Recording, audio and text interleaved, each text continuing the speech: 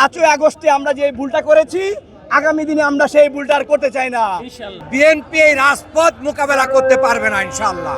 তারা সংসদে আইন দেখাতে পারবে, সংবিধানের দোহাই দিতে পারবে, রাজপথ মোকাবেলা করার ক্ষমতা বিএনপির নাই। মাত্র 2 মাসের ব্যবধানে আমাদের মাঠে নামতে হয়েছে। অবিলম্বে আমাদের জুলাই সনদ বাস্তবায়ন করতে হবে, যেভাবে গণভোটে যেভাবে লাইন অক্ষর সহ সবকিছু বাস্তবায়ন করতে হবে, নতুবা জনগণ যে পুনরায় আন্দোলনের জন্য নেমেছে এই আন্দোলন এই বিএনপি বলেন যত রকমের ফ্যাসিস্ট আছে সব ধুপড়ে মুছড়ে আবার ইন্ডিয়া পাঠানো হবে ইনশাআল্লাহ। 5ই আগস্টে আমরা যে ভুলটা করেছি আগামী দিনে আমরা সেই ভুলটা আর করতে চাই না। যদি 5ই আগস্ট না হইতো, খুনি হাসিনা যদি বিদেশে না পলাইতো, তাহলে আজকে আমাদের বিপ্লবীদের জেলখানায় থাকতে হইতো, খুনের শিকার হইতে হইতো, গুমের শিকার হইতে হইতো। আমরা যে এই ভুলটা করেছি আগামী দিনে সেই আর ভুলটা হবে না। এটা সবচেয়ে দুর্ভাগ্যজনক যে জনতার ভোট পাওয়ার পরে, জনগণের ভোট অধিকার নিশ্চিত করার পরে গণতান্ত্রিক ধারায় এসে জনগণ যে বুক ভরা আশা নিয়ে এসেছিল প্রকৃত সংস্কার হবে, এটা 1.5 মাসের ভিতরে আবার জনগণকে রাস্তায় আসতে হলো। আমি মনে করি এটাই বিএনপি সরকারের সবচেয়ে বড় ব্যর্থতা। আন্দোলন করে আদায় করা সম্ভব কিনা আপনাদের দাবি? দেখেন, অবশ্যই আন্দোলনের মাধ্যমে সম্ভবত এটা আদায় হবে। সংসদে যখন কথা শুনবে না তখন জনগণের ভাষা রাজপথে আসলে এই রাজপথ থেকে সকল প্রকার রাজপথ থেকে সব আদায় হয়েছে। রাজপথ কখনো মুখ ফিরিয়ে নেয় না। কাজেই আগামী দিনে বিএনপি এই রাজপথ মোকাবেলা করতে পারবে না ইনশাআল্লাহ। তারা সংসদে আইন দেখাতে পারবে, সংবিধানের দোহাই দিতে পারবে, রাজপথ মোকাবেলা করার ক্ষমতা বিএনপির নাই। কাজেই আগামী দিনে রাজপথেই জনতার দাবি, শহীদদের রক্তের ঋণ পরিশোধ হবে ইনশাআল্লাহ। ওনারা কি কারণে এই দাবিগুলো মানতে চাচ্ছে না বলে আপনার মনে হচ্ছে? ওনারা মূলত নিজেরা যে স্বার্থবাদী রাজনীতি এবং যাদের কাছে দস্তখত দিয়ে ওনারা দেশে ফিরেছেন, যাদের ভোট নিয়ে ওনারা ক্ষমতায় এসেছেন, অথবা বিভিন্ন গোষ্ঠীর কাছে তারা যে নতি স্বীকার করে এসেছে, সেই জায়গা থেকে ওনারা এটা বাস্তবায়ন করতে পারছে না। কারণ জুলাই সনদে তারা স্বাক্ষর করেছে, স্বাক্ষর করা একটা গোষ্ঠী, তারা এখন এটা বাস্তবায়ন করতে চাচ্ছে না। তাহলে বোঝা যায় ডাল মে কুছ কালা হ্যায়। আমরা যতটুকু জানি সালাউদ্দিন আহমেদ গুম ছিলেন, উনি কেন গুম কমিশন বাতিল চাচ্ছেন গুম থাকার পরেও? এটা সকল জনগণের প্রশ্ন। যিনি এতদিন গুম ছিলেন তিনি গুমের বিচারটাও চাইতে দেরি করেছেন এবং এই বিচার চাওয়ার ব্যাপারে তার কোনো বক্তব্য দেখি নাই। আমি আশা করব মাননীয় স্বরাষ্ট্রমন্ত্রী সালাউদ্দিন সাহেব আপনি সংসদে নিজের বিচার চাইবেন এবং গুম খুন হওয়ার বিচার চাইবেন। বড়ই পরিতাপের বিষয় যে এখন বিএনপি গুম খুন আয়নাঘরের যে সংশোধনীটা আছে এটাও পাশ করতে চাচ্ছে না, এই অধ্যাদেশটাও পাশ করছে না। এর চেয়ে জাতির সাথে আর প্রতারণা আর কিছুই হতে পারে না। অত্যন্ত ভারাক্রান্ত, অত্যন্ত দুঃখজনক হৃদয় নিয়ে বলতে হচ্ছে। জুলাই সনদ বাস্তবায়নের জন্য আমাদের দীর্ঘ সংগ্রাম, প্যাসিস্ট তাড়ানোর জন্য দীর্ঘ 17 বছর লড়াই করতে হয়েছে।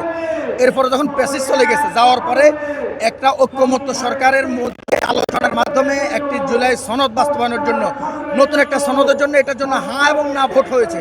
আজকে যে গুম কমিশন তারা বাতিল করার সিদ্ধান্ত নিয়েছে, সালাউদ্দিন সাহেব তো একসময় গুমে ছিল শিলংয়ে, জানি না বাস্তব না মিথ্যা। যদি বাস্তব হতো তাহলে তো তারা গুম বাদ দেওয়ার চেষ্টা করতেন না। অনেক নেতৃবৃন্দকে তারা গুম করেছে, ইলিয়াস আলী সহ অনেককে, সেগুলি নিয়ে তাদের কোনো মাথা ব্যথা নেই। তারা আবার গুম করার চক্র করতেছে। তারা হাইকোর্ট, সুপ্রিম কোর্টটাকে স্বাধীন থেকে শুরু করে আবার পরাধীন করতে চাচ্ছে। গোটা বাংলাদেশের রাষ্ট্র ব্যবস্থাকে আবার প্যাসিস কেটে নিয়ে যেতে চাচ্ছে।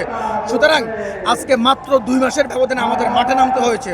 অবিলম্বে আমাদের জুলাই সনদ বাস্তবায়ন করতে হবে, যেভাবে গণভোটে যেভাবে লাইন অক্ষর সহ সবকিছু বাস্তবায়ন করতে হবে, নতুবা জনগণ যে পুনরায় আন্দোলনের জন্য নেমেছে এই আন্দোলন এই বিএনপি বলেন যত রকমের ফ্যাসিস্ট আছে সব ধুপড়ে মুছড়ে আবার ইন্ডিয়া পাঠানো হবে ইনশাআল্লাহ।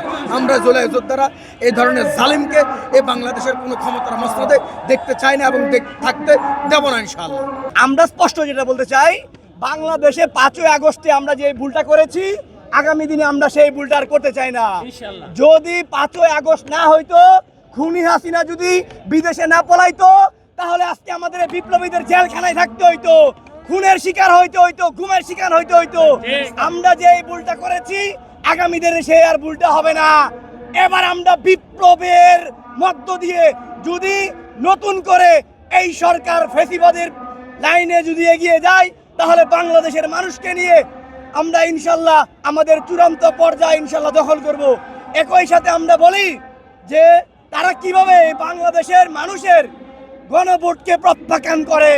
তারেক রহমান যখন বুঝতেছে তারা জাতীয় নির্বাচনে হেরে যাবে, তখন তারা গণভোটে প্রকাশ্যে বলছে যে আপনারা গণভোট দিবেন। আমরা বুঝে গেছি এটা তার প্ল্যান ছিল। এইবার আর কোনো প্ল্যানে কাজ হবে না, এবার সবাই রাস্তায় নেমে যাবে। আমরা মনে করি আমরা একই সাথে বিপ্লবীদেরকে আহ্বান জানাবো বাংলাদেশের স্বার্থে সবাইকে রাস্তায় আসতে। আরেকটা কথা আমরা বলি, আমরা শুনতে পাচ্ছি সন্ধ্যা 6টার পর দোকানপাট বন্ধ করে দেওয়া হবে। কোন ইস্যুতে আমরা জানতে চাই? আমাদের কাছে মনে হচ্ছে সরকার বিভিন্নভাবে চাপে আছে, কিন্তু তারা বলে না। তারা বললে জনগণ তাদেরকে টাইনা সিস্টেমে নামে নিয়ে আসবে। এটা হচ্ছে আমাদের কাছে স্পষ্ট ধারণা।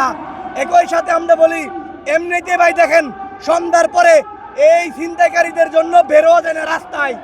যাও দোকানপাট কিছু খোলা থাকে, যদি 6টার পর দোকানপাট বন্ধ করে দেয় ছিনতাই, চুরি, ধর্ষণ, খুন আরো বেড়ে যাবে আমরা মনে করি। আমরা আজকে এখানে গণভোটের রায়, গণমানুষের 70% ভোটের প্রাপ্ত রায়কে বাস্তবায়ন করার জন্য একটি আন্দোলনের বায়তুল মোকাররম উত্তর গেটে এসে উপস্থিত হয়েছি। আমরা চাই সরকার কোনো ধরনের তালবাহানা না করে জুলাই সনদকে গণভোটের ভিত্তিতে অনতিবিলম্বে বাস্তবায়ন করে এবং আইনি ভিত্তি দান করুক। আমরা চাই সেটা অতি সত্বর এটাকে বাস্তবায়ন করুক। বউ রাজির কাছে যেহেতু বউকে খুশি করতে হবে, বউ অনেক রেগে আছে। যাই হোক, তো বউয়ের জন্য প্রথমে গেলাম শাড়ির দোকানে শাড়ি কেনার জন্য। তো শাড়ি কিনতে গিয়ে ভাব নিয়ে ওই শাড়িটা দাম নামাইছে, দাম কত? দোকানদার বলে ভাই দামাদামি করবেন না, একদম বলে দেবো। আরে শালা সারা জীবন দামাদামি করি, জুতা পিতা কিনতে গেলে জিজ্ঞেস করি কয় টাকা নিবা, আর শাড়ি কিনবো দামাদামি ছাড়া। বলে দামাদামি করবো, কয় টাকা নিবে? দোকানদার বলে বিসমিল্লাহ 25,000 টাকা দিব দে। আমি বললাম বিসমিল্লাহ 2500 টাকা হলে দে।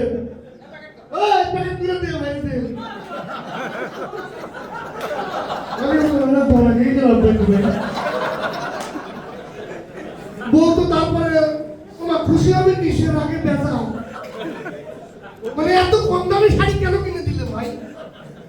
আমি তো ভাই হেরে গেলাম। তাই হোক, এরপরে কি হবে, শাশুড়ি সাথে আছে, বেশি কথা বলা যায় না।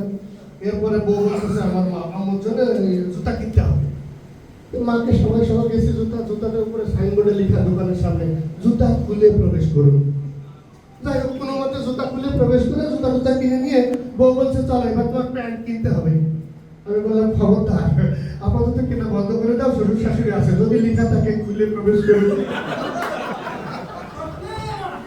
আমি অশ্লীল না ভাই, সেফ জোনে থাকা দরকার ভাই, এটা খারাপ কিছু বলছে না। যাই হোক, কি আর করার, প্যান্ট কিনলাম না শ্বশুরের জন্য, এবার একটা পাঞ্জাবি কিনতে গেলাম। পাঞ্জাবির দোকানে ঢুকে শ্বশুরকে বললাম আপনার যেটা পছন্দ কিনে নেন, দেখেন দাম লেখা আছে। তো দাম লেখা আছে, যাই হোক শ্বশুর দেখে এসে বলতেছে যে বাবা এখান থেকে পাঞ্জাবি কিনবো। আমি বললাম কেন, ওটা কি হয়েছে? তাদের কোথাও দাম লেখা নাই, সব মোবাইল নাম্বার লিখে রাখছে। আমি বললাম দোকানদার মোবাইল নাম্বার, ভাই ওটা মোবাইল নাম্বার না, ওইটাই হচ্ছে দাম। মানে ফিগারটাই এত বড়, আমার শ্বশুর মোবাইল নাম্বার মনে করছে। যাই হোক, ভয় ওনাকে নিয়ে বললাম যে আপনার আসলে এখানে বলে ভুল ভাল লিখছে, চলেন অন্য দোকানে যাই। যাই হোক, কোনো পরিস্থিতি কেটে কেটে বের হলাম, শালিকে নিয়ে বললাম চলো তোমাকে এবার আড়ঙ্গে নিয়ে যাই। তো আড়ঙ্গে জানি যে ব্যাগ পাওয়া মানে রাস্তার থেকে একটু কয়েকটা পলিথিন নিয়ে গেছিলাম। যাই হোক, তুমি ভাড়ার মতো তোর বগল দামে এখানে আনতে পারো না।